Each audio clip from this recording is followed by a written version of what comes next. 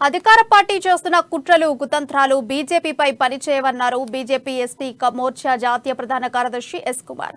భారతీయ జనతా పార్టీపై జరుగుతున్న దుష్ప్రచారం అంతా మీడియా సృష్టి అని అన్నారు. బీజేపీలో అంతర్గత ప్రజాస్వామ్యం ఎక్కువగా ఉంటుందన్నారు.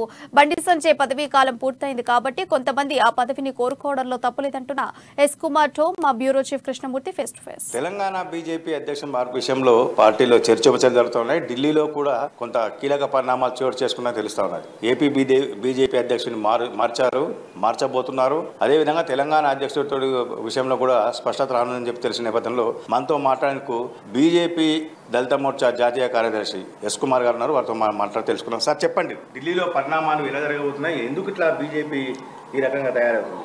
భారతీయ జనతా పార్టీ తెలంగాణలో బలపడుతున్న విషయం కానీ లేదా టీఆర్ఎస్ పార్టీకి సంబంధించి బీఆర్ఎస్ పార్టీకి సంబంధించిన జరుగుతున్న పోరాటాలు ప్రజలందరూ కూడా యాక్సెప్ట్ చేసినారు. ప్రజలందరూ కూడా మద్దతు ఇచ్చారు. ప్రజలందరూ కూడా భారతీయ జనతా పార్టీతో భుజం కలిపి నడుపుతున్న క్రమంలో భారతీయ జనతా పార్టీని ఏ రకంగా నిలువరించాలా, ఏ రకంగా తగ్గించాలనే ఆలోచనతో జరుగుతున్న కుట్రలో భాగంగానే ఇది జరుగుతున్నదని చెప్పని ఒక రకమైన కార్యకర్తల భావన. ఎందుకంటే ఎన్నడూ లేని విధంగా మాధ్యమాల ద్వారా భారతీయ జనతా పార్టీ అధ్యక్షులను తగ్గించి మాట్లాడడం, నాయకత్వాన్ని తగ్గించి మాట్లాడడం, సాక్షాత్తు ప్రధానమంత్రి మోడీ గారిని కూడా తగ్గించి మాట్లాడే ప్రక్రియ ఎక్కువ తెలంగాణలో మాత్రమే జరుగుతున్నది. మరి పార్టీకి అతీతంగా అభివృద్ధి చేస్తుంటే కూడా ఆయన మీద చాలా చులకన భావంతుడు మంత్రులందరూ కూడా వాళ్ళ స్థాయిని తగ్గించి మాట్లాడుతున్న క్రమంలో మరి ఇటువంటి పరిణామాలు అనేది కార్యకర్తలకు రుచించడం లేదు.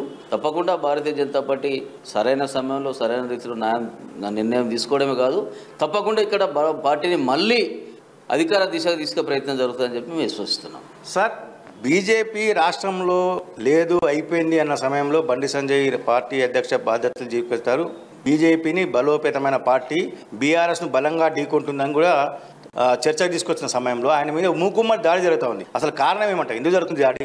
నేను అదే అంటున్నాను, ఇదంతా కూడా బీఆర్ఎస్ సంబంధించి మా పార్టీ నేతలు కాదు, భారతీయ జనతా పార్టీ నాయకులను తగ్గించే కోసము రాజకీయ పార్టీగా ప్రజల దగ్గర ఎదుర్కొనే సత్తా లేకుండా మాధ్యమాల ద్వారా నయానో భయానో వ్యతిరేక వార్తలు రాయించుతూ మా నాయకత్వాన్ని తగ్గించే ప్రయత్నం చేస్తున్నారు. తద్వారా పార్టీ యొక్క బలహీన పడింది అని చెప్పి ఒక మహాల్ క్రియేట్ చేసే ప్రయత్నము ఈ పార్టీలు చేస్తున్నాయి. అటు కాంగ్రెస్ పార్టీ కావచ్చు, ఇటు బీఆర్ఎస్ పార్టీ కావచ్చు, ఒకరికి ఒకరు పోటీపడి భారతీయ జనతా పార్టీ